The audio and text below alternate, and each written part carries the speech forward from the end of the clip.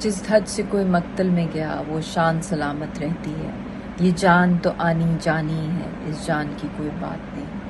آج 2 سال ہو گئے سعید علی شاہ گیلانی صاحب کی شہادت کو، اور آج بھی وہ دن مجھے یاد ہے جب یہ خبر آئی تھی کہ جس بدسلوکی کے ساتھ ہندوستان کی دہشت گرد آرمی نے ان کی جسد خاکی کو ان کے پیاروں سے چھینا اور ان کی فیملیز کو مارا پیٹا اور ان کو رات کی تنہائی میں دفنا دیا اور کسی کو جنازہ پڑھنے کی اور ان کی آخری رسومات پوری کرنے کی اجازت نہ دی۔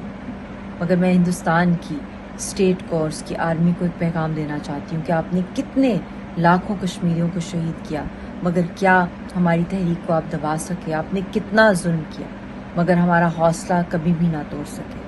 اور سعید علی شاہ گیلانی صاحب کی پوری زندگی ہم سب کے لیے اور اگلی نسلوں کے لیے ایک رول ماڈل ہے۔ اللہ پاک ان کی مغفرت کرے اور ہم سب کو توفیق دے کہ ہم ان کی طرح ایک پرنسپلز کی زندگی گزاریں۔ آمین۔